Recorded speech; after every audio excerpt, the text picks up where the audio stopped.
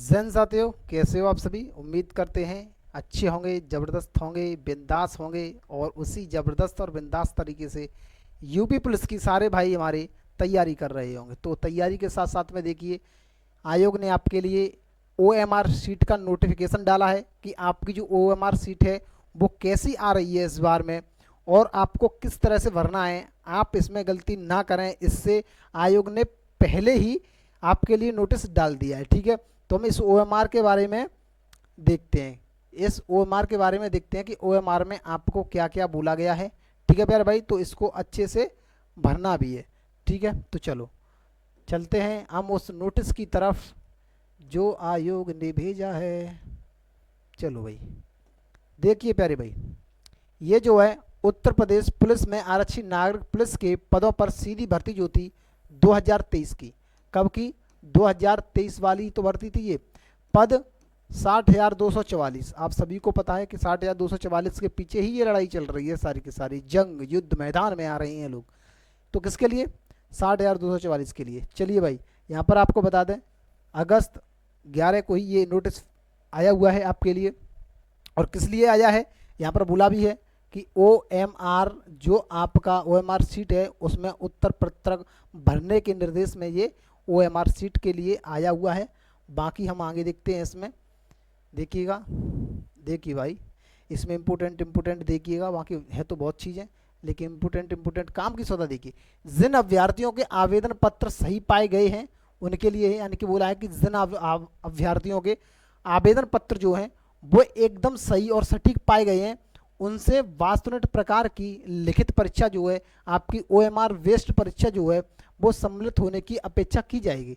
यानी कि वो जो है सम्मिलित हो पाएंगे, जो जैसे कि पिछली बार जो है जिनके एडमिट कार्ड आए थे वो भी जाएंगे, और जिन्होंने परीक्षा नहीं दी थी वो भी जाएंगे। एडमिट कार्ड सभी के आएंगे। ठीक है भाई, लेकिन जिस भाई के या फिर उस भाई के नहीं आएंगे जिसमें त्रुटि पाई गई है उसके फॉर्म के अंदर में, या फिर उसका एडमिट कार्ड नहीं आने वाला है फिर। ठीक है, तो ऐसे मान लीजिए।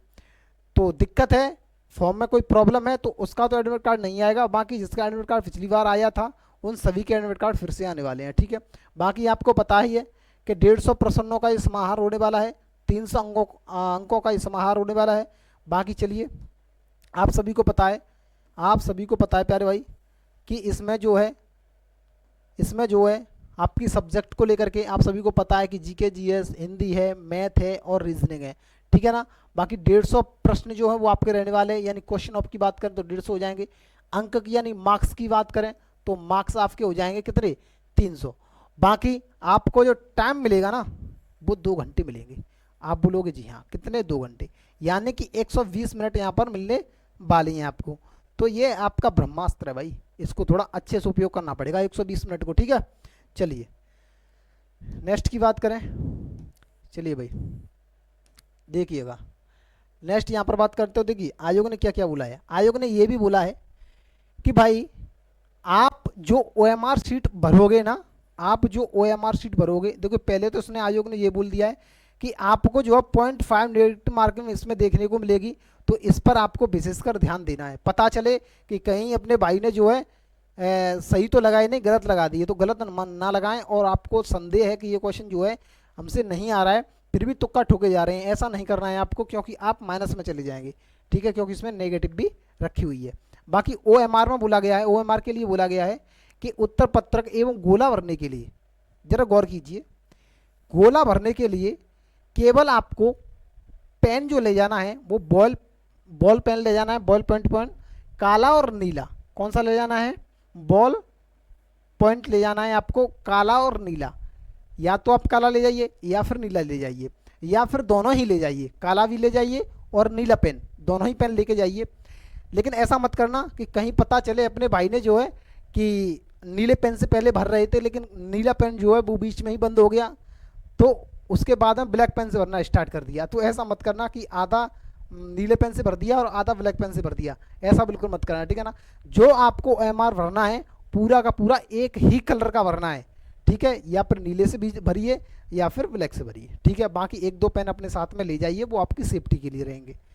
चलो भाई, बाकी आपको बताएं, देखिए यहाँ पर ओएमआर दी हुई है, ओएमआर सीट दी हुई है तो इसको भरने के लिए एग्जाम्पल के तौर पर उन्होंने दिया हुआ है, एक एग्जाम्पल के तौर पर उन्होंने दिया हुआ है। कैसे दिया हुआ है, देखो भाई, यहाँ पर पहला नंबर उन्होंने दिया है कि आपका जो परीक्षा केंद्र कोड होगा यानी कि एग्जाम सेंटर कोड होगा, ये तो आपके एडमिट कार्ड में ही लग के आएगा, आपके एडमिट कार्ड में लग के आएगा किस सिटी के अंदर आपका एग्जाम होने वाला है। और एग्जाम सिटी जो होगी वहीं आपको जो एग्जाम केंद्र परीक्षा कोड जो है वो आपको देखने को मिल जाएगा, यानी कि एग्जाम सेंटर कोड देखने को मिल जाएगा। एग्जाम सेंटर कोड आपका 1, 2, 3, 4 और 5 अंक का रहने वाला है यहाँ पर। ठीक है, आयोग ने तो 5 अंक का दिया है, यहाँ पर 5 अंक का रहने वाला है। मान लीजिए आपका एग्जाम सेंटर कोड जो है 1, 2, 3, 4 और 5 है एग्जाम्पल के तौर पर, तो आपको इनको भी साथ में भरना है। जैसे 1 यहाँ पर है तो आपको 1 पर यहाँ गोला करना है, 2 यहाँ पर है तो 2 पर आपको यहाँ गोला करना है, 3 यहाँ पर है तो 3 पर आपको यहाँ गोला करना है, 4 यहाँ पर है तो इसमें 4 देखकर इस पर गोला कीजिए 4 पर, 5 है तो 5 पर गोला कीजिए। ठीक है ना, तो आपको इस प्रकार से भरना होगा। बाकी आपका रोल नंबर है, नंबर 3 पर क्या है आपका रोल नंबर, 1, 2, 3, 4, 5, 6, 7, ये आपका 7 नंबर का रहने वाला है, यानी 7 अंकों का रहने वाला है यहाँ पर। सेम वैसे ही भरना है जैसे अभी बताया था कि इस तरह से यहाँ भी भरना पड़ेगा आपको। बाकी आपका आगे है प्रश्न पुस्तक क्रमांक, जो आपका बुकलेट नंबर है उसकी बात की है, तो ये 1, 2, 3, 4, 5, 6, 7, 8, ये 8 का रहने वाला है। ठीक है प्यारे भाई, भरना आपको वैसे ही है। अगर आप मान लीजिए यहाँ पर 2 भरा हुआ है तो नीचे भी आपको 2 ही भरना पड़ेगा। ठीक है, पता चले कि आप गलत कर दो कहीं। ठीक है, तो ठीक है, बाकी आगे देखिए। और आयोग ने एक चीज़ के लिए और मना किया है, आपकी जो OMR शीट में एक और कोड आएगा, बता रहे हैं जो OMR शीट में आने वाला है उसके बारे में बोला है कि OMR उत्तर पत्रक में प्रश्न पुस्तिका श्रृंखला कोड यानी कि क्वेश्चन बुकलेट सीरीज कोड जो है भरने की आवश्यकता नहीं है, इसकी भरने की आवश्यकता नहीं है। जो यहाँ पर ऐसे आएगा उसमें भरने के लिए, यानी कि A1, A2, A3 और A4, इसका मना कर रखा है कि इससे आपको नहीं बोलना है, सॉरी, इससे आपको बिल्कुल भी नहीं बोलना है, टच भी नहीं करना है। कहीं पता चले कि आप धनाधन धनाधन बराबर लगे हो उसे, जबकि आयोग ने पहले ही मना कर रखा है। ठीक है, चलिएगा आगे बता दें हम आपको। देखिए प्यारे भाई, आगे देखिए, अब आपको ये बता दें कि आप पेन ब्लैक या ब्लू लेके तो जाते हो, कोई बात नहीं है, लेकिन वहाँ पर गलती किस बात की कर देते हो कि गोलों को काटने या दोबारा भरने का प्रयत्न न करें, कि पता चले कि आप जो है क्वेश्चन को एक बार टिक कर दिया फिर दोबारा से फिर टिक कर दिया, ऐसा नहीं करना है। यहाँ पर बोला गया है एग्जाम्पल के तौर पर। देखिए करेक्ट जो है यहाँ पर ये बताया गया है कि ये तो है सही। सही कैसे है कि यहाँ पर 1, 2, 3, 4 ऑप्शन आपको दिए होंगे, आपको लगता है कि चौथा ऑप्शन जो हमारा सही है, तो चौथे ऑप्शन को हमने भर दिया। ये लीजिए, क्या कर दिया, चौथे को हमने भर दिया, बाकी 3 से हम नहीं बोले, तो ये यहाँ पर आपका हो जाएगा सही। लेकिन पता चले कि किसी अपने भाई ने 4 ऑप्शन दिए हैं, उनमें से एक को ऐसे कर दिया, क्या कर दिया, इस तरह से क्रॉस मार दिया एक पर, तो ये आपका भरने का तरीका हो जाएगा गलत। बाकी तीसरे नंबर भी आयोग ने दिया हुआ है कि कहीं आप पता चले अपने भाइयों ने कि 1, 2, 3, 4 ऑप्शन दिए हैं और 4 ऑप्शन उन्होंने पता चले कि उन्होंने ठोक दिया भाई साहब बी वाला ऑप्शन सही है और सही का टिक लगा दिया, तो ये गलत रहेगा। ये तरीका भी गलत है, आयोग इसको भी मान्य नहीं करेगा। बाकी पता चले कि आधा भर दिया आपने गोला और आधा भरा नहीं, आधा भर दिया, तो ये भी गलत है। बाकी पता चले कि भाई आपने जो है एक क्वेश्चन के अंदर में पता चला कि हमें बी भरना है या सी भरना है, अब आपको पता चले कि सी भरना है हमें, और जल्दी से आपने भर ए दिया, क्या कर दिया, अब भर ए दिया आपने जल्दी से, जबकि भरना था सी। अब पता चला कि गलत भरा है, तो फिर दोबारा से आप क्या करोगे, सी को भरोगे, तो एक क्वेश्चन के अंदर में डबल आंसर लगा दिया आपने, वो कि इस तरह से, ये भी यहाँ पर गलत हो जाएगा। ये भी नहीं आपको करना है, आपको सिर्फ एक ही आंसर टिक करना है।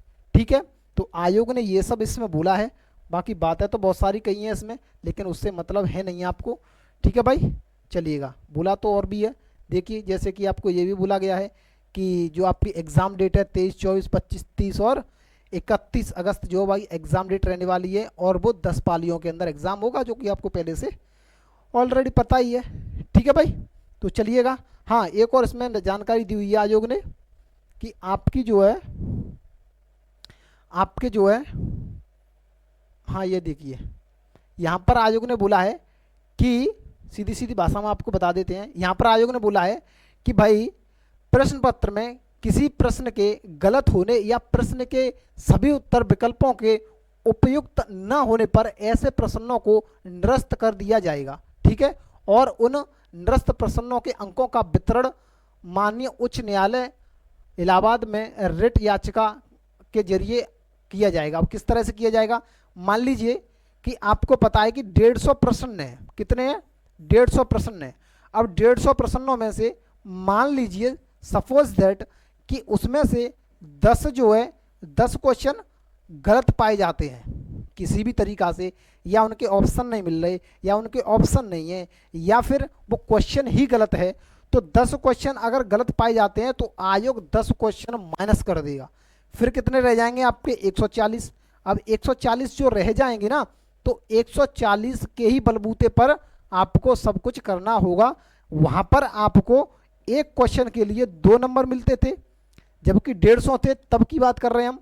लेकिन अब क्या है, अब 150 ना होकर 10 कम हो गए हैं ना, तो 140 हो गए हैं। तो आपको 140 के बलबूते पर एक क्वेश्चन के लिए 1 पॉइंट कुछ करके नंबर मिलेंगे, ठीक है, समझ गए ना। ठीक है भाई, तो ये भी उन्होंने बोला है, क्या किया है, ये भी उन्होंने बोला है, ठीक है प्यारे भाई। तो ये नोटिस के अंदर था, बाकी अपना हिसाब से OMR शीट जो है वो आप भरिएगा, कोई गलती मत करना। जल्दबाजी में पता चले कि आप गड़बड़ी कर दो, वहाँ पर देखते फिर कि किसी के पास वाइटनर हो भैया लगाने के लिए, भाई साफ़ करने के लिए, तो वहाँ पर ऐसी सुविधा उपलब्ध नहीं होंगी। बाकी उम्मीद करते हैं कि आप कोई गलती ना करें। बाकी गलती के लिए हम वीडियोस बनाते रहेंगे, बताते रहेंगे कि आप कोई गलती ना करें। वैसे उम्मीद है कि आप कोई गलती नहीं करेंगे, ठीक है प्यारे भाई। बाकी विशेषकर ध्यान दें अपनी गलतियों पर और तैयारी में लगे रहिएगा, क्योंकि चंद ही दिन आपके पास बचे हुए हैं। चलिए मिलते हैं एक नई वीडियो के साथ में, तब तक के लिए जय हिंद।